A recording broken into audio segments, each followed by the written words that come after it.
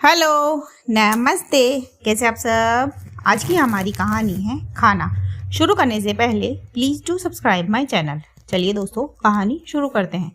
अरे प्रिया भाभी, आप इतनी लेट आए हो। अगर मेरी मदद नहीं करनी थी तो बता देते। मैंने तो सोचा आप जल्दी आओगे तो मेरी खाना बनाने में मदद कर दोगे। आप तो अब आ रहे हो खाना खाने के समय, कोमल ने अपनी भाभी से कहा।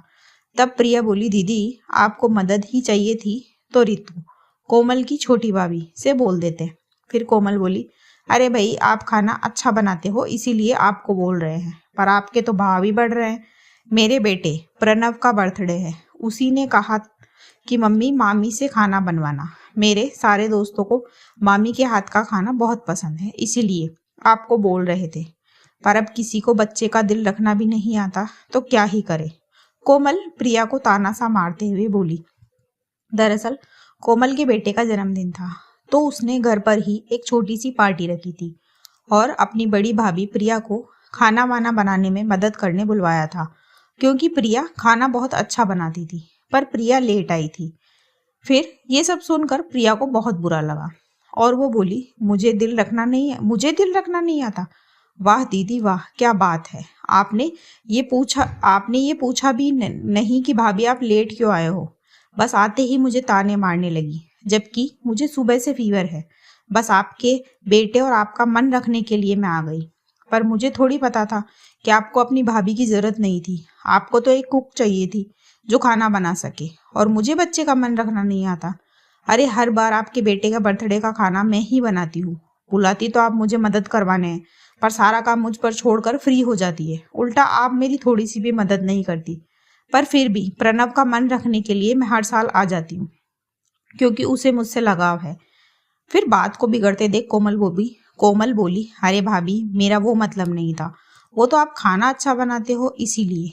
इसकी बात पूरी होती उससे पहले ही प्रिया बोली, हाँ दीदी खाना अच्छा बनाती हूँ मैं, ये बात मैं भी जानती हूँ।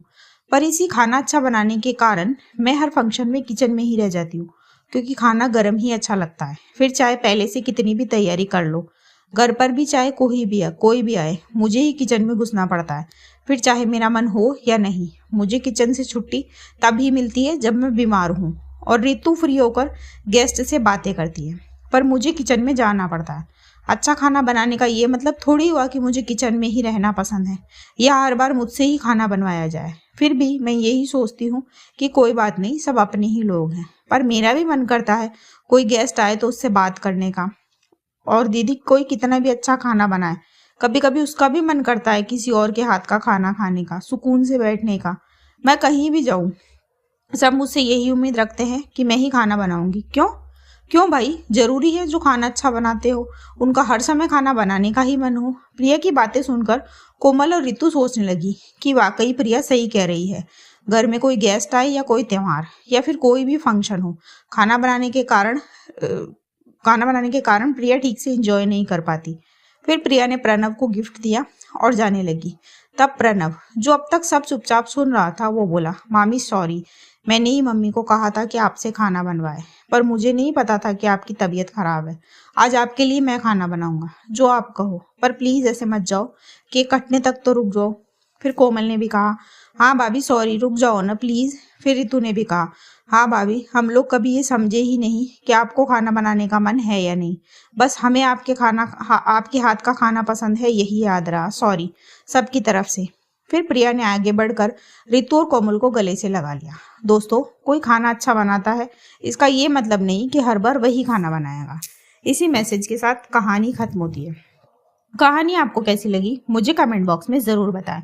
ऐसी ही और कहानियाँ सुनने के लिए मेरे चैनल KNY के हिंदी कहानियाँ को सब्सक्राइब ज़रूर करें। थैंक यू सो मच दोस्तों। Thanks for watching. Do like, share and subscribe my channel. Thank you so much.